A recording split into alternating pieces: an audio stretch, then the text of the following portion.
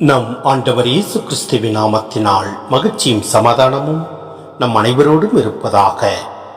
எசாயா 1:16 முடிய, உங்களை கழுவி தூய்மைப்படுத்துங்கள், உங்கள் தீச்செயலை என் திருமுன்னிருந்து அகற்றுங்கள், தீமை செய்தலை விட்டொழியுங்கள், நன்மை செய்ய கற்றுக்கொள்ளுங்கள், நீதியை நாடி தேடுங்கள், ஒடுக்கப்பட்டோருக்கு உதவி செய்யுங்கள், திக்கற்றோருக்கு நீதி வழங்குங்கள், கைம்பெண்ணுக்காக வழக்காடுங்கள். வாருங்கள், இப்பொழுது நாம் வழக்காடுவோம் என்கிறார் ஆண்டவர்.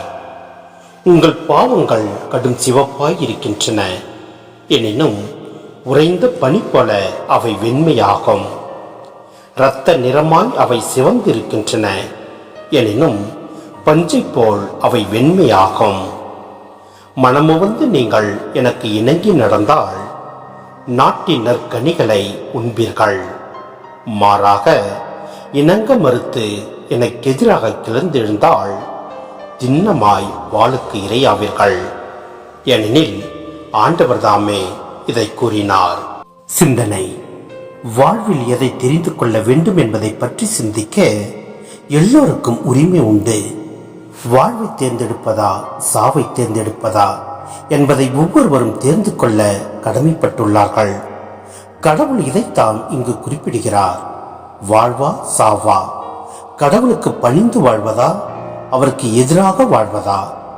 மனிதர்கள் எடுக்கும் முடிவில்தான் அவர்களது வாழ்வும் சாவும் அடங்கி உள்ளது. எனவே நாம் வாழ்வை தேர்ந்தெடுப்போம், நன்மைகள் செய்ய கற்றுக்கொள்வோம், நீதியை நாடி தேடுவோம், ஒடுக்கப்பட்டோருக்கு உதவி செய்து திக்கற்றோருக்கு நீதி வழங்குவோம், கைம்பெண்ணுக்காக வழக்காடுவோம்.